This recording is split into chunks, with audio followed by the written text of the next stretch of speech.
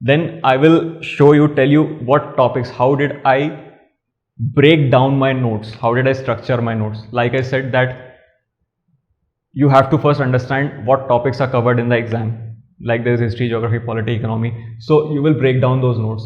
I tried to break down those notes as close as possible to the syllabus of mains.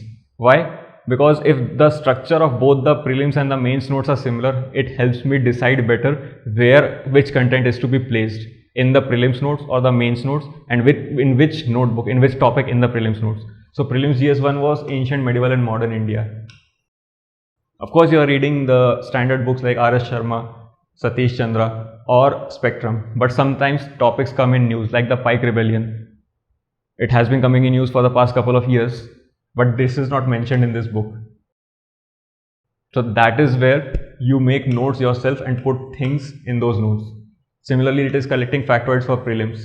Then festivals and culture, then sometimes you have notes on folk dances, sometimes a new dance appears in the news, and you should realize that some topics of cultures are the ones that appear to be static and they appear in the exam, but actually they are dynamic. Why? Because that dance was in news in that year. So this is how UPSC has been orienting its questions. Similarly, XYZ volcano erupted. The Barren Island volcano erupted a couple of years ago. It had not erupted in a while. So that thing will go into news. It might not be a part of your standard textbooks of NCERT or GC Leong, but then it becomes a part of news. Similarly, what sites were in news? Suppose XYZ site was attacked by a terrorist group. XYZ site was added to the UNESCO World Heritage List. XYZ site was in news because it became a part of Swadesh Darshan scheme and it became a part of tourist circuit. So these things enter here. And then there is a tribe. For example, a tribe of Andaman was in news. An American tourist was killed by that tribe. So these tribes might not be part of your static notes. They don't have to be there. You don't have to learn 700 tribes of India. But whatever appears in news, kindly do ensure that they are in your notes. That is how I made my notes. Then whatever bodies, domestic or international, are in news. Now, you don't have to make a note about every body out there. You can't. It is not humanly possible. You can't even cover all the bodies of UN. Okay, but whatever bodies are in news, whatever bodies are being periodically discussed in news, at least make notes out of them.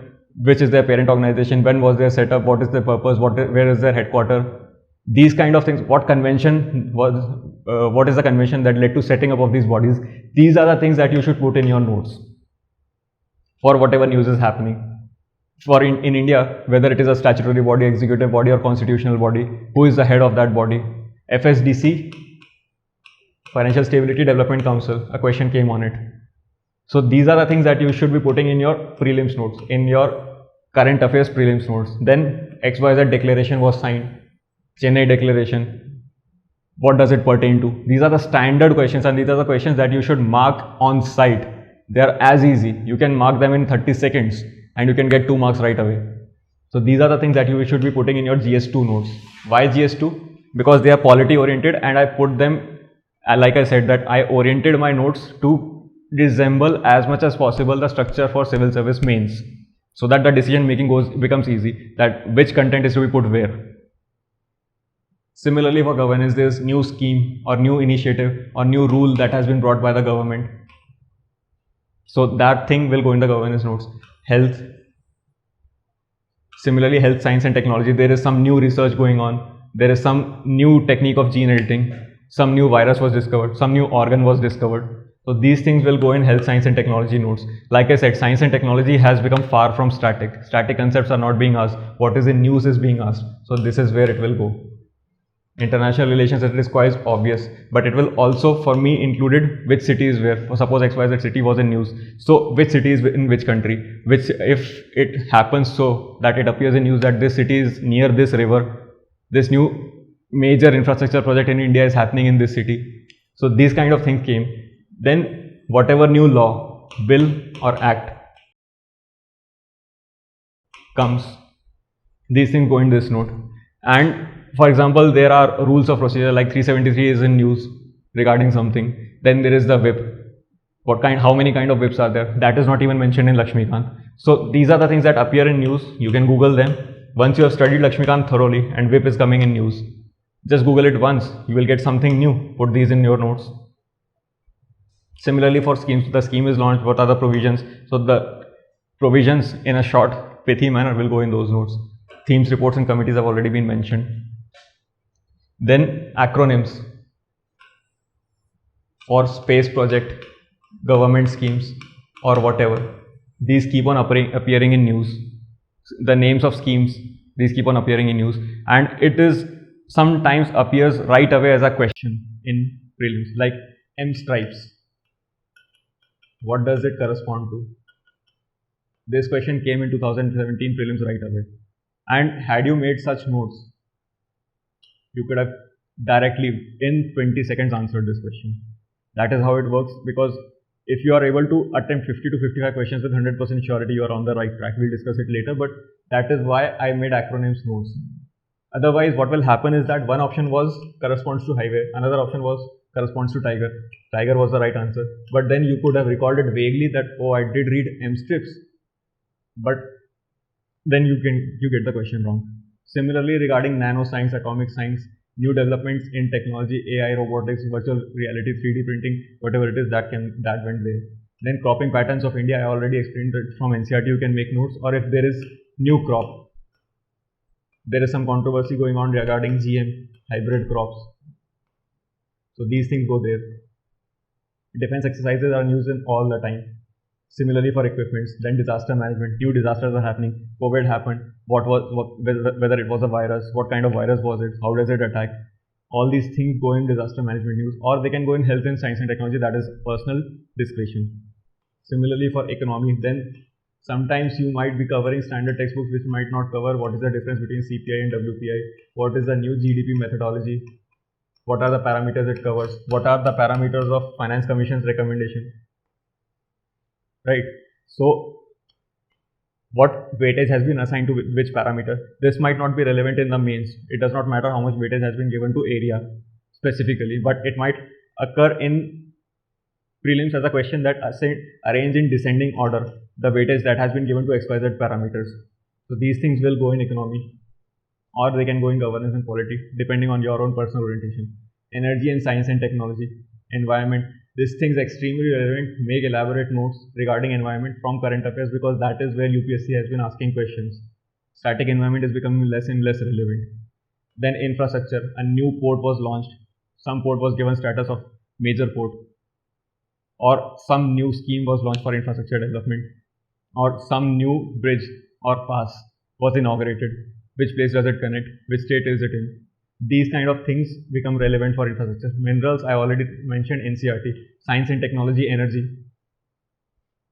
New lithium-ion battery was manufactured or made, or new artificial leaf was made that generates energy. These kind of things go there. Then space missions, programs, discoveries. This is how I made notes. So the idea was that I mentioned that 6,000 MCQ questions have to be done all the year round. What you do is that you read the newspaper. You made notes out of that newspaper for prelims and mains.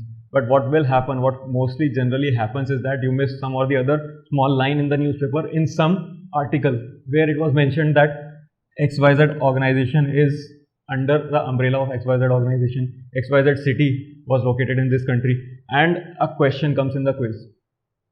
You missed that article, but you can cover it through the quiz. That is why I solved 15 questions per day from 3 quizzes on 3 websites. Made one-liner notes out of those quizzes.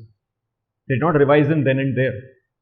But when the prelims rolled around, it was like 1 month left. I printed that into a booklet, 70 to 80 pages.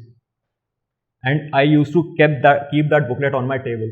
Whenever I used to go for a washroom break or anything, or after a meal, I would revise 10 to 15 points from that booklet.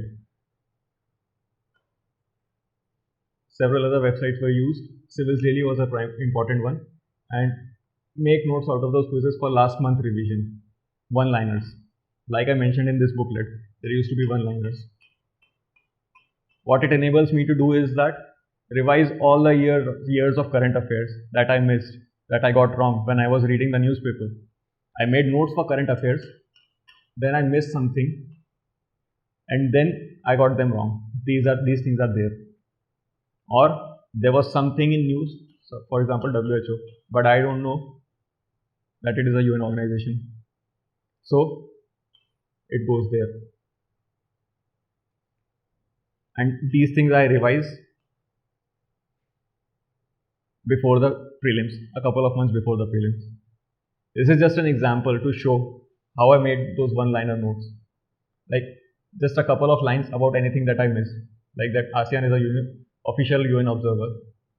It might appear in prelims anytime that which of these following organizations is a UN observer, or ASEAN, or it might come as a statement that is ASEAN is a UN observer. Two of 1, 2, 3 statements are there about ASEAN, and then 1, 2 is correct, 2, 3 is correct, 3, 4 is correct. So these things help you that way, and that is how I made like my one-liner notes had like 2 to 2.5 thousand points.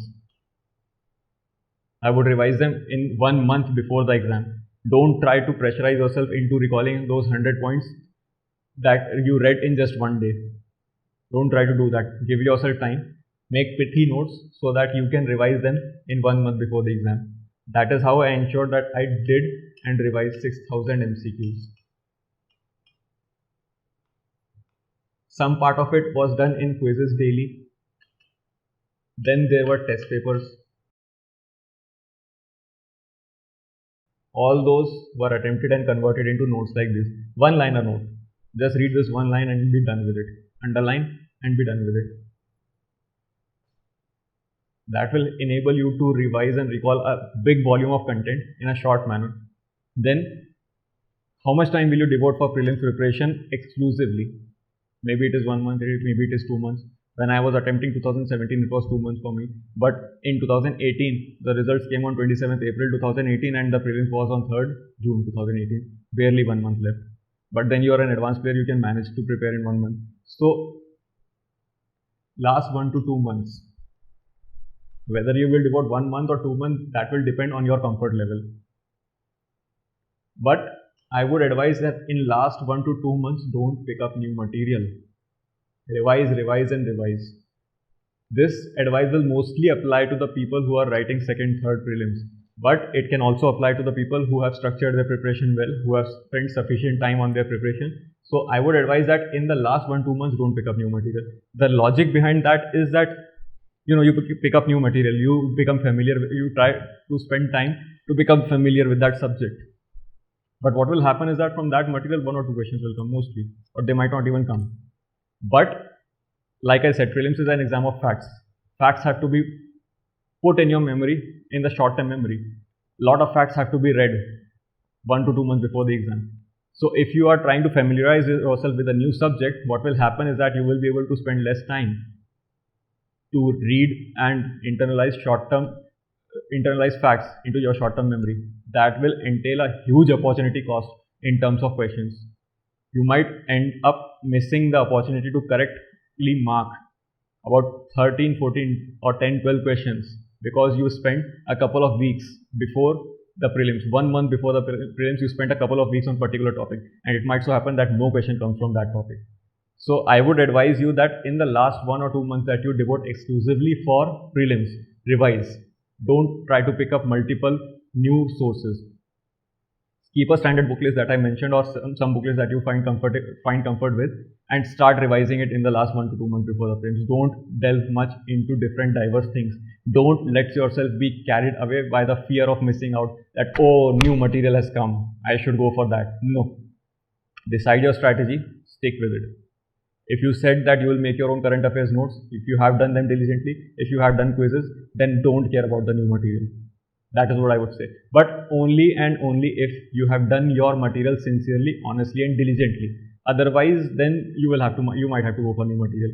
But if you have done your efforts sincerely, then don't let yourself be diverted by new material.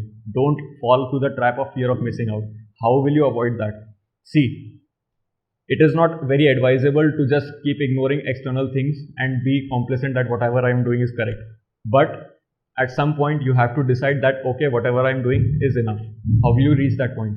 If you are doing test papers and you are scoring competitively well, you are scoring well compared to your peers, you are scoring well based on the guidance of seniors of expected cutoff from that paper. You attempted a paper of XYZ institute, and now you see the scores of candidates, and you consult a senior or a faculty or a mentor that okay, had this been the UPSC prelims paper, the cutoff would have been XYZ marks. You're scoring 20 to 30 marks above that cutoff. Then don't fall in the fear of missing out. I would advise that keep on revising. If you're doing sufficiently well, then keep on revising your own content. If you're in a position that it is very dicey, that I might fall above the cutoff, I might fall below the cutoff, then you need to rethink. Then you need to analyze what subjects are you underperforming at.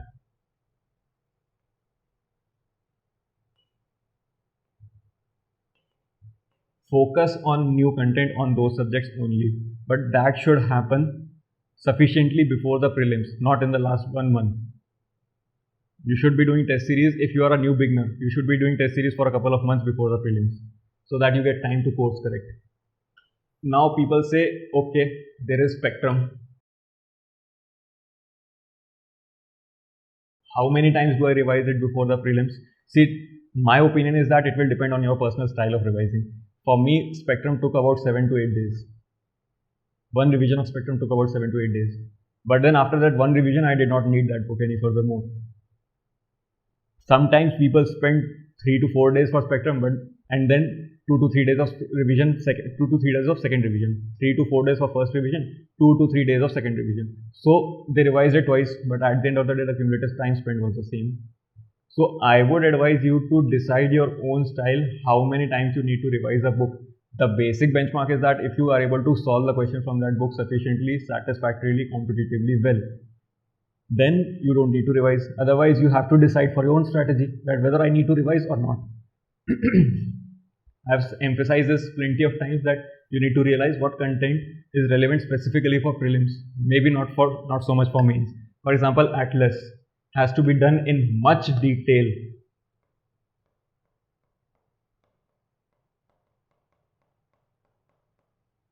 for prelims, in not as much detail for mains. It will help you in mains as well, but in prelims questions came like, where is the Atlas mountain? Northwestern Africa. Okay, so at least you have to know the continent. Which countries do Mekong River passes through? It will not be relevant in mains as much, but in prelims it might become a factual question. Then I said that you have to rely on your short-term memory. You have to recall and revise a lot of factoids. You have to make short factoid based notes. And you have to recall things like that. You have to commit things like that, maybe 3000 points like that into your short-term memory. This will get erased in a couple of months. But if 10 questions from points like these came correct in the exam, the level of confidence that you will gain within the exam is unparalleled. So focus on your short-term memory. Then I've already said short note mates all the year round, like reports, themes, committees, or water resources, mineral resources. These things will become extremely important during the mains. There is a list of articles after every chapter of Lakshmikant. These things will become important, like you want to revise which directives principle of state policy is Gandhian, liberal or socialist. So you make short notes out of those. You make a list that Gandhian, liberal or socialist, article X, article Y, article Z.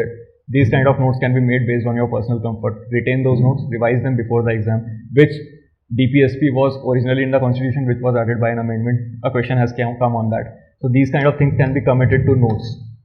Incidentally, these are not in the notes form in Lakshmikant, but you can make them into notes if need be. I've already emphasized that do not go for new content in the last month. It will entail an opportunity cost. The cost benefit will not be favorable. 1 or 2 questions might come from that new content. But what might happen is that you might have to skip a lot of revision material from which many questions could have come. The only exception to this is if you are not making your own notes for current affairs and you are going for a compilation, then you can consider reading that material, but it is not my style. So I emphasize that do not go for new content. You find that, oh, a new book has come on art and culture, so let us read that, let us skim through that. I would strongly advise against that. Don't go for new textbooks, don't go for new material. There is a fear of missing out, but judge your competitiveness based on test scores rather than your coverage of material. Cover the standard book list that has been prescribed and stick to it, revise it multiple times. Then Whether or not you will spend 1 or 2 months, that will depend on your knowledge base, comfort level with the exam. Solving previous year question papers is indispensable. You might say that, okay, I reviewed the question paper last year, I've already reviewed the questions, I know the basic things that have been asked. No. N number of times you are appearing in the prelims, you will solve 4 to 5 years of previous year's question papers. Why? With solutions. You will review them with solutions. Something might be written in some institute's solution that might appear in prelims. So solve that paper, review that solution. N number of times you're writing prelims, N number of times you will solve that paper. Then how to mug up factoids. Lot of factoids appear. Commit them to short-term memory, but do not overburden your memory. This 2 lines sound counterintuitive, but they're not. I'll tell you how I did so. Like, short-term notes were made for topics like these: reports, themes, rivers, minerals, national parks, acronyms. Now, what I did was that I never tried to mug up 100 reports in one day. This will be overburdening your memory.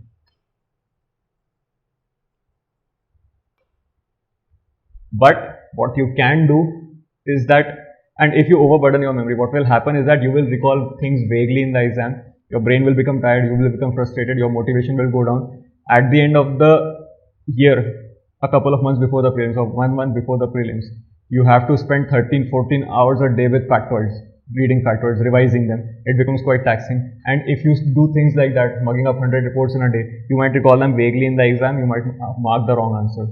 So what I did was that if you are going to cover all these things before the prelims, then why spend 2-3 hours mugging up 100 reports? Do these things in small capsules. Learn 10 reports, 10 themes, river course of 1 river from NCERT that I made notes out of, location of 1 minerals, 10 national parks, 10 acronyms. Do this every day. What will happen is that cumulatively in 10, 15, 20 days, however you divide your material, cumulatively you will cover the same volume. It will not matter at the end of day 20. You will be doing small bits of each content every day. Cumulatively at the end of day 20 or 30 or 40 or 10 or whatever it is, you will have covered the same material without tiring, taxing, irritating and demotivating your brain. That is what I did.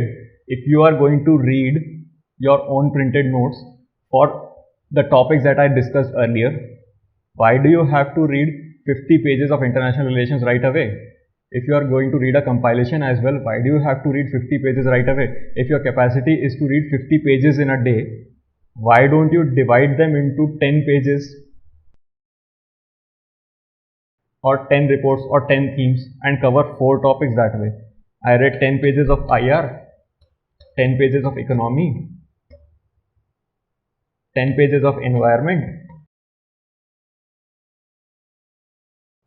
maybe 10 pages of society, 10 pages of history. That became 50 pages. In economy, in GS3, what I could do is that I read 10 pages by dividing them into 5 pages of either basic economy, then did a couple of pages of science, did a couple of pages of defense exercises or space science, something like that. Divide them into small bits that have to be covered, and cumulatively when those small bits get covered, at the end of the day it is equivalent to the amount of or number of pages that you wanted covered. That will refresh your brain, that will give break to your brain. How I did Nitin Singhania sir's art and cultures note, completely static material, completely factual material, mugged up 5 pages in a day, left it aside, went back to it the next day, revised those 5 pages I did yesterday and mugged up 5 more pages. 20 to 30 days the book is done, handwritten notes are done. That is what you can do so that your brain does not get overburdened by the same information again and again during that day. Change topics, cover small volumes, cover multiple volumes. 60 to 100 MCQ pointers in 4 to 5 short spans. These MCQ pointers, there are 2.5 thousand of them. You need to cover them in 20 to 30 days, right? So what I did was that maybe these 15 points will be covered in one sitting. I went to the washroom, came back, leaned over my table, completed 15 points, and then forget about them. Don't try to cover those 100 points in one go. Had a meal,